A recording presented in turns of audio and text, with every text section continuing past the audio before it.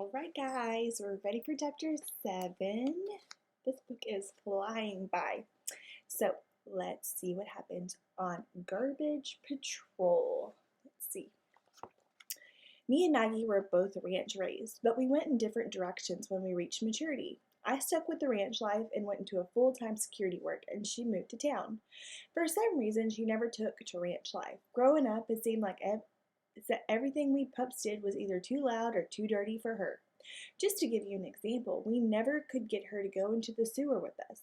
She just didn't take to it. She never cared a lick about chewing on smelly old bones either, or playing in the mud or digging holes. She didn't even have an interest in cow work. Moving into town was a good thing for her. Okay, so he's saying from the time they were growing up, she just wasn't interested in all that boy stuff. She found a good home and staked out her own version of the cowdog life, which always seemed a little strange to me, but I wouldn't want to judge anybody else. Oh, and she never went in for nicknames either. The blessed woman will go to her grave calling herself Margaret and me Henry. She always thought Hank sounded undignified or something like that. But even though me and Sis went on our different ways, we remained close over the years, and she was always delighted when I dropped in for a visit. So, just because they're different doesn't mean they can't hang out and get along, right? They don't have to like exactly the same things.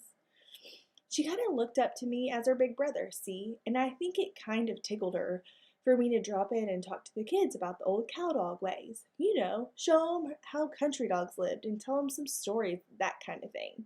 Oh, every now and then she put on like she didn't want her young'uns exposed to such crude ways, but I knew that deep down, where it really counted, she was glad to have me there with the kids.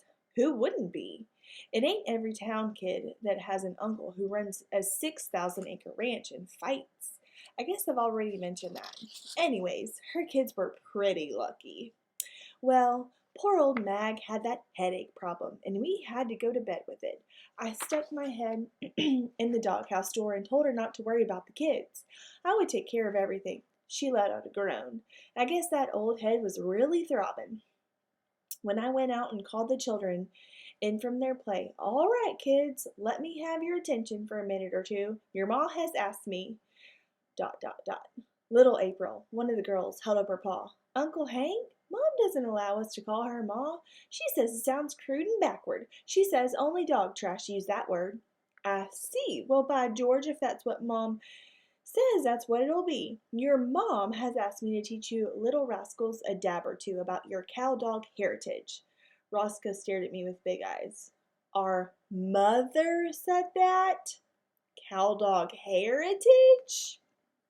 "That's right, son. Those were her very words, as I recall. I spoke with her only moments ago. Wow!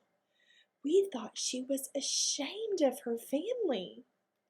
I reached down and patted the lad on the head. "My boy, your mother, mom, whatever she is, has always looked back on her cowdog heritage with an enormous pride, and of course we all know that what she thinks of your Uncle Hank."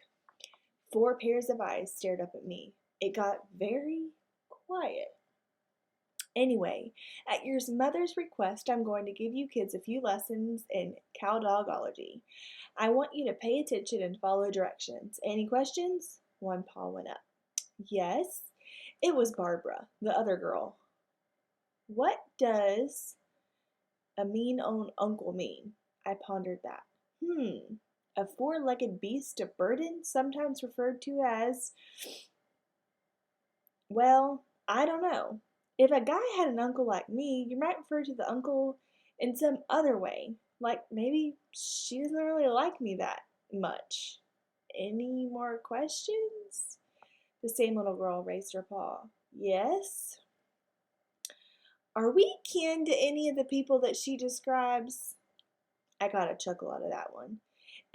It's amazing how town kids really don't understand basic concepts of biology. "No, sweetie, it's not possible." "All right, our first lesson will be how to dig under the yard fence." The kids looked kind of shocked.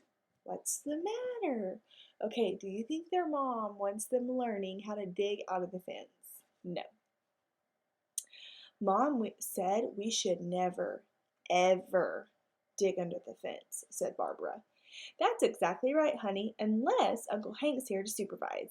Everybody ready? Form a line and let's move out. I don't know if it's such a good idea.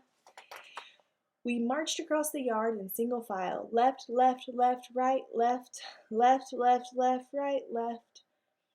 Straighten up the line. Pick up your paws. Stick the tails up in the air. That's better. Left, left, left, right. Column, halt. They came to a halt in front of the fence and stood at attention. I walked down the line. All right, I need 4 volunteers to dig a hole under the fence. You 4 right there. Stand by to dig. Commence digging. Let me tell you, for a bunch of little town pups, they did all right. There for a while, the dirt was just fogging, and it didn't take them long to get to a tunnel dug. Then I gave the order to commence burrowing. One by one, the kids dived into the hole and wiggled through to the other side. I served as rear outlook while they went through. Then I dived into the hole and joined them on the other side. All right, that was pretty good. I'm glad to see that we have some spirit in this outfit. Some of that good old cowdog spaz. Now we'll have a lesson on how to live off the land. We're going to make a garbage patrol. I paced back and forth in front of them. Suppose you were in a strange town. You didn't know anyone. You didn't have a place to stay. You didn't know where your next meal was coming from. What would you do? Form a line and follow me. I'll show you. We marched down the alley until we came to the first garbage can, which was a 55-gallon drum with the top cut out. I showed them how to go up on their hind legs, hook their paws over the edge of the barrel, and pull it over. All right now, you kids, sort through that stuff and find some grub. The boys gave a yell and went to the barrel, but the girls kind of hung back. What's the matter? April spoke up. Mom says that playing in garbage is unladylike. Barbara nodded. And we're not supposed to get dirty. Mom said so. Okay. Is he being a very good uncle at teaching them how to do things dogs are not supposed to do? But dogs probably don't think that they're not supposed to do that. They probably just think that humans don't like it. Well, moms are always right. Don't forget that, I said. So go through that garbage in a ladylike manner and try not to get dirty. And don't worry about your mom. I'll take care of her. The girls looked at each other, grinned, and dived into the barrel with the boys. They didn't find much in the first barrel, just a couple of chicken bones and a whole bunch of newspapers, so we moved on to the next one. Same story there. Corn cobs, potato peelings. By George, that was kind of a lean alley. We had to investigate a dozen barrels before we found a real treasure, a bunch of fish heads wrapped in newspaper. Ugh. Oh, the kids loved those fish heads. They jumped right in the middle of them and gobbled them down. I'd stood back and watched, and kind of remembered myself at that age, when all at once a man stepped out into the alley. Guess he was dumping some trash or something. He looked up and down the alley. You might say we left a little mess. I mean, when you get all caught up in garbage patrol, you don't stop to think about the mess you're making. The man dropped his trash basket and came running towards us, yelling and waving his arms. Hi-ya! Hi-ya! Get out of here! Go on! I sounded the retreat and we lit a shuck. Headed south down the alley as fast as we could go. We went several blocks and hid in the hedgerow. The kids were out of breath and all excited. Goodness, that was fun, said Roscoe, and the others agreed. I was scared, said Barbara. I thought that old man would catch us. Yeah, said April. He sure looked mean. Uncle Hank, said Spot. I like fish heads, and playing in garbage is fun, said Barbara. I smiled and nodded my head.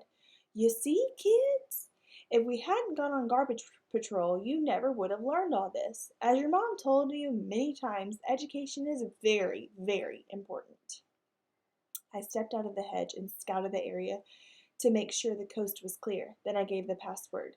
Stinkaroo was the secret word, and the kids formed a line and we went marching home. I figured they had enough education for one day. We were marching down the alley, maybe 3 blocks from home, when we passed a yard with a big cedar fence around it. Sitting on top of the fence was a big, fat, yellow cat. My ears shot up and my lip curled, all on sheer instinct. I mean, my instincts about cats are pretty sharp. I glared at her as we went trooping by, just waiting for her to make some kind of smart remark. You know my position on cats, don't you? I don't like 'em. I don't go out of my way to cause trouble with a cat, but anytime I find one that's shopping around for a fight, I can usually be talked into it. Well, this cat looked dumber than the most. She must have had a little bit of sense because she didn't say a word as we passed. She just stared at us. I suppose that was the end of it, but when we got past her, little Roscoe came trotting up to the front of the column. He had a little worried expression on his face. Uncle Hank, that cat said something when we went past. Hold it! Halt! The column came to a halt. What was that again? The cat said something? What exactly did the cat say? She said, your mama wears combat boots. What does that mean, Uncle Hank? What that means, young feller, is that we're fixing to have a demonstration of violence and bloodshed about face. Follow me. And we marched back to teach some manners to a certain large-tailed yellow cat.